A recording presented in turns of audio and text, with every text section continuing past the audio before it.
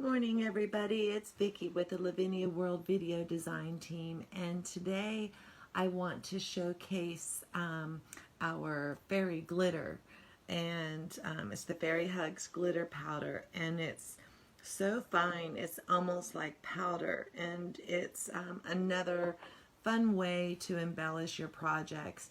And this card is going to be fairly monochromatic. We are only going to use 2 inks. We're going to use the Versafine Clair, the Warm Breeze, the Warm Breeze, and then I'm also going to use the Versafine Clair Twilight, and this one is the iridescent FairyHugs powder, and it is perfect. I was afraid that it might change the colors if you put it on like different colors. Sometimes the glitter tends to absorb or kind of reflect that color, but I did kind of a just a swatch here and just some drops of glue, and you can see in this case it didn't, but the shimmer is just fantastic with it. And one of the other things that I like is that I'm actually finding that this glitter doesn't seem to kind of go everywhere. It's going to have a little bit of flake, so however you manage your glitter, you know, you'll want to do the same thing, but I'm finding that it doesn't seem to stick to everything the way some glitters do. But this is the project that we're going to do today. I will list the tree. I believe this is the Tree of Dreams, but I'm going to have to double check. I've got the new trees and I just love them all. We're going to use Pippin, who's one of my favorites, and then we're going to use one of the miniature hares, and then just the mini star set. And that's it in this project. So let's get started. I've got just about everything ready to go. I wanted to show you a trick because I didn't realize that my blade on my paper trimmer was about to go. I keep a fine emery board, just a big one. It's pretty worn down, and you can do that by kind of rubbing it on the cement to get some of the extra off. But when your blade dies, don't fret, you know, because it's about 9 o'clock in the morning here, and while I am not making a trip to the craft store first thing this morning, I'm just going to take my emery board and I'm just going to smooth my edges, and it's going to give me some extra time with that one blade that is going. I've already got my torn paper edge, and I've also got my circle disc that we will use later to do our masking technique that we all like to play with. And this is a fast card. You know, the hardest part for me is deciding which card I want to make. Once I get it done, I'm able to get them out quick. Now, I'm going to do my entire background, the wavy part, kind of mountain-esque, if you will, or ridges, with using the Warm Breeze. Now, I have one brush for all of my blues. So when I made the other card, it still had some twilight on it from another project. So it was a little bit darker, but once you stamp the tree on there, it really all comes together. And because I still have quite a bit of ink on this brush, I really don't need to kind of tap my pad and add any extra ink to it. But after I do my stamping, I can go back and define those a little bit. And I know I'm going to want to do that at the bottom because my tree is going to sit here. So I've already lined up the stamps. And this one we're actually going to stamp off of the paper a little bit. So to protect my mat, I've just got a little bit of a scrap piece of paper here.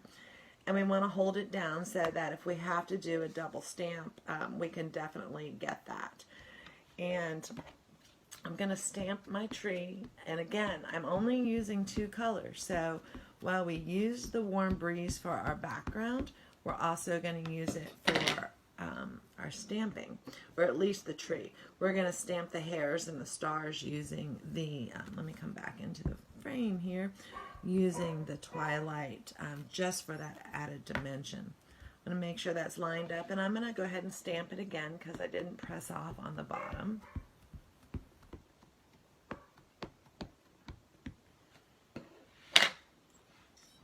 we just want that nice image. And what we could always do is if we miss a little spot, because this is more monochromatic, we can actually shade over it.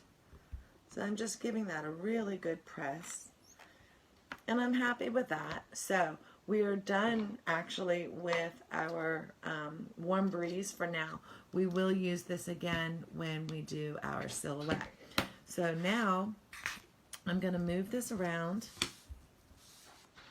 this way. And once we've got this in place, again, I have already positioned my hairs where I want them, but I do want to make sure that I mask this off because, well, I can actually take this off because we're done with this. Let me move the first stamp and put that off to the side.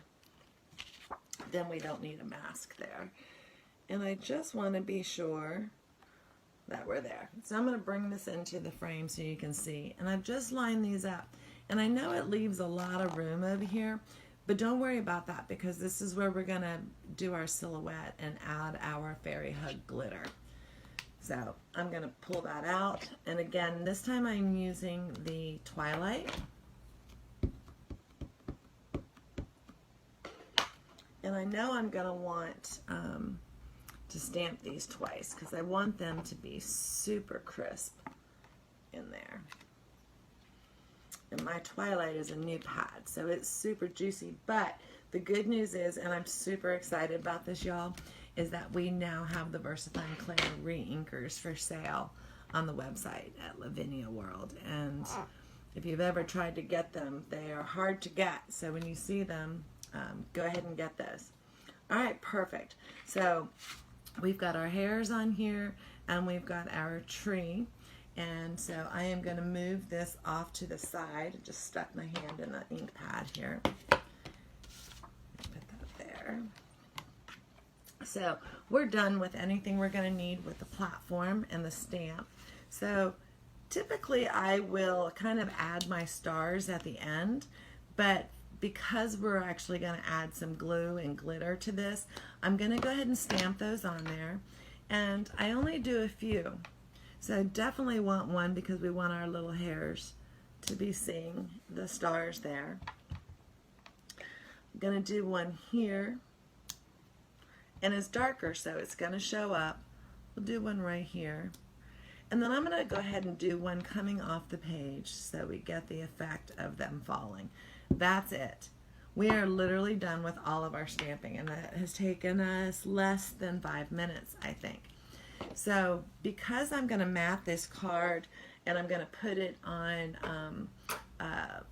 a blue cardstock, I'm going to mat it with white because I want it to stand out. So I am going to just shave the sides here again with my emery board. And I'm going to go ahead and glue this down so that it's done. And then I kind of don't have to wait quite as long for it to dry. And I didn't have my light on this morning when I started prepping for our card. So I actually pulled an extra black base out and not a blue one. So we're going to finish this card together, but I will end up putting it on my card base afterwards. But that's okay. All right, so now we've got it matted, and so when I add that to the blue, or of course this is black, but once I add it to the blue, it's going to really pop off the page. So now the fun part is we're going to go ahead and do our silhouette. And it's the same type of technique that we've done in the past to create kind of that moon or sun effect on our card. But for this one, I don't want to put too much glitter around the side because you're going to lose that. So I'm going to put it more off to the edge here. And I'm probably not going to worry about getting into the tree with our glitter drops that we're going to make. But if we wanted to, we could definitely do that. Then I'm just going to take our smoothie, and mine is a mess because my granddaughter got a hold of it with paint. So I just want to be sure that I'm using the right end, and now I can't get this to dry. And so I've ordered some new ones, but they haven't arrived. So again, we're going to come off, and I want to be sure my hairs are in there. So I'm just going to flick off to the side. And yes, it's the same color, but because we're adding another layer of ink, we are definitely going to see the halo. or highlight, kind of an eclipse feel. I'm going to put my hand in the picture for a minute so that I can do the back side. Line that back up. And you could do this with any color. I actually have a set of pink. I'll show that to you when we finish. And that's it. So again, we've used the same color, but it's darker because we've added an extra layer of ink. Now, I will show you. So here's the pink one that I made. And, you know, I'm lucky enough where I got a little sample of the glitter, but you guys are going to get this full, and I think they're 1.5 ounces. I'm not sure, but we all know glitter goes forever. But you can see that I've done this one in pink. It's the same technique, except I stamped in using the VersaFine Clair. The pink, I don't know what that color is off the top of my head. It is the Charming Pink. Which is gorgeous. It's very bright, but not fluorescent.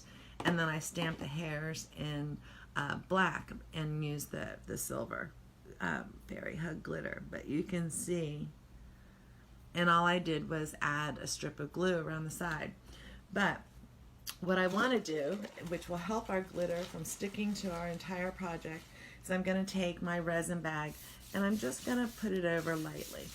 It's not going to hurt our glitter when we go to put it back in the package or in the jar or anything like that, because we didn't tap it, so we don't have to worry about that.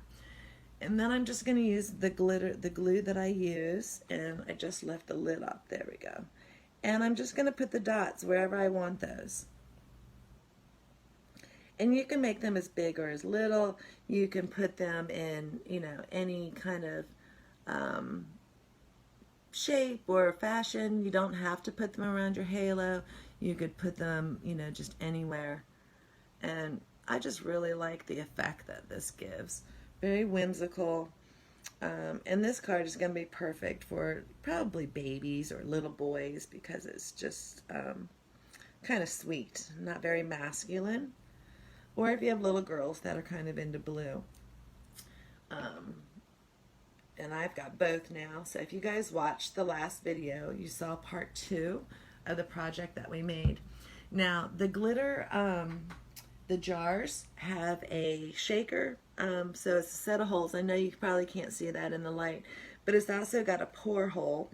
And that's what I'm going to do. I'm going to move this off to the side. And we'll come back, because when I was making this morning to be short was what I wanted, I already had some poured. So I'm just going to go back to that. And I'm just going to re-pour it just in a piece of paper. And I want to make sure I cover it well. And there's probably a simpler way. I actually bought the glitter kind of spray thing, but I haven't tried it yet, and this would have been the perfect project for it. But hindsight, right? And I'm just going to shake it just a little bit, because I want to be sure that I get the tops and the sides of my glitter, my glue balls is what I call them. And then I'm just going to tap it off. And I actually want to get a little more, so I'm just going to slide that. I'm not going to re-pour.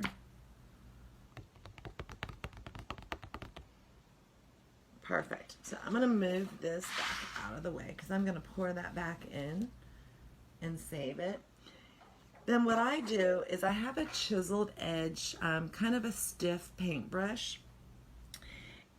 Most of the time I would let this dry, because you can see we've got all that pretty little sparkly powdered dust on our hairs, and I don't want that. So I'm literally just going to brush it off. Careful not to touch your glue drops. So if you want to wait until it dries, you could do that. And then I just go. But using some kind of resin will help it from getting literally everywhere in your project. It won't be perfect, but it'll help with some of the brushing later on. And I'm going to turn this so I can get my edges here. Just a little bit.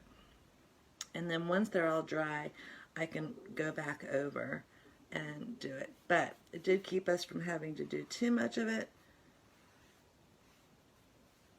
And we're done. That's it. I mean, so super fast project. Literally, of course, I took a little longer because I was explaining to you. But then you're going to mat that on, and that glitter is just going to show up so fabulously. I'm going to brush off all of the excess. And then I'm going to add a little sentiment down here. Maybe it'll say, welcome new one, or something like that. Let me pull the other one back out. But you can see now it's completely dry. Gives it a little bit of texture. And we've got all the excess off of there. So super sparkly. 2 colors of ink and just a few stamps. And there's the pink again with the silver. So again, this one is the iridescent. It's perfect. It looks very, very blue, but once it's on your craft project, it's not quite that blue. I think it's just because there's so much in there, it gives it that. But it really is kind of a pearl-esque iridescent. And at some point, I'm going to use this fantastic green color, and I meant to write them down for you guys so that I could remember what they were. But I didn't. So anyway, one last time, I just put drops wherever I wanted them, shook my glitter on there. I'm going to wait for it to dry and use my chiseled brush to wipe off the excess. So I hope you like that. I hope you can see all that glitter. And this is one way to gift glitter that doesn't keep on giving for days and days on end. So have a great day. Talk to everybody soon.